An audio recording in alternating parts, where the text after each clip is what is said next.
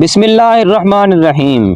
السلام علیکم سامعین، روزانہ واقعات سننے کے لیے اس چینل کو سبسکرائب ضرور کر دیں۔ 1973 میں روس میں کمیونزم کا طوطی بولتا تھا، بلکہ دنیا تو یہ کہہ رہی تھی کہ بس اب پورا ایشیا ہی سرخ ہو جائے گا۔ ان دنوں ایک پاکستانی جوان ماسکو ٹریننگ کے لیے گیا۔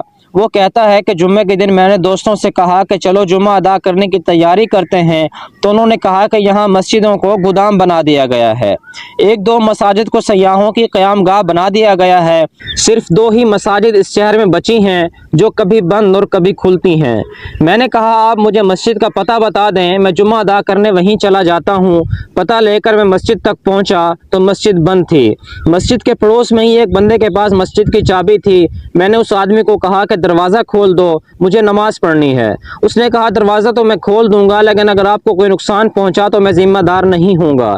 میں نے کہا دیکھیں جناب، میں پاکستان میں بھی مسلمان تھا اور روس کے ماسکو میں بھی مسلمان ہی ہوں۔ میں نماز ادا کروں گا چاہے کچھ بھی ہو جائے۔ میں نے مسجد کا دروازہ کھولا تو اندر مسجد کا ماحول بہت خراب تھا۔ میں نے جلدی صفائی کی اور کام سے فارغ ہونے کے بعد میں نے بلند آواز سے اذان دی۔ اذان کی آواز سن کر بوڑھے، بچے، مرد، عورت، جوان سب مسجد کے دروازے پر جمع ہوئے کہ یہ کون ہے جس نے موت کو آواز دی۔ مسجد کے اندر کوئی بھی نہیں آیا۔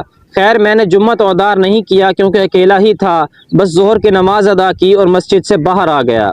جب میں مسجد سے واپس گھر جانے لگا تو لوگ مجھے ایسے دیکھ رہے تھے جیسے کہ میں نماز ادا کر کے باہر نہیں نکلا، بلکہ دنیا کو کوئی نیا کام متعارف کروا کر مسجد سے نکلا ہوں۔ ایک بچہ میرے پاس آیا اور کہا کہ آپ ہمارے گھر چائے پینے آئیں۔ اس کے لہجے میں خلوص ایسا تھا کہ میں انکار نہ کر سکا۔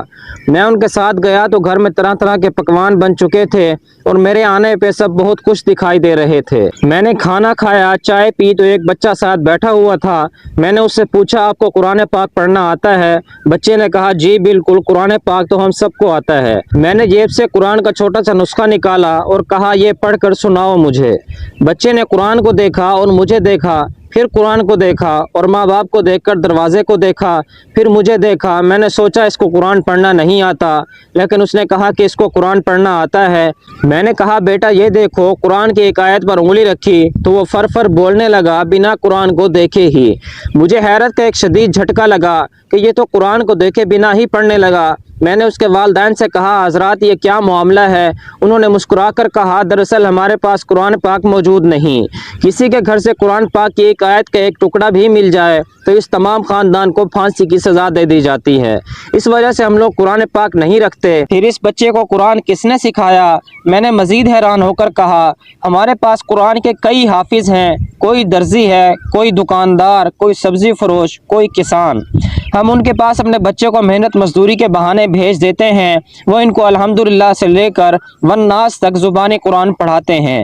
ایک وقت ایسا آ جاتا قرآن کا نسخہ نہیں ہے، اس لیے ہماری نئی نسل کو ناظرہ ہی نہ آتا، بلکہ اس وقت ہماری گلیوں میں آپ کو جتنے بھی بچے دکھائی دے رہے ہیں یہ سب کے سب حافظ قرآن ہیں۔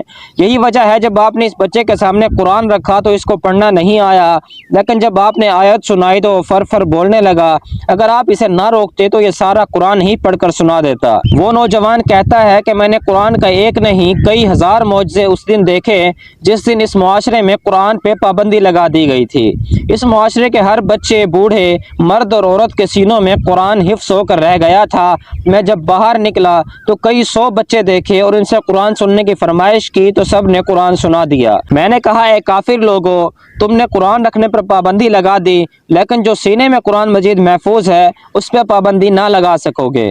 غیر مسلم طاقتیں جتنی کوشش کر لیں اسلام اور قرآن کو نہ مٹا سکیں گے۔ انشاءاللہ جلد مسلمان پوری دنیا کی رہنمائی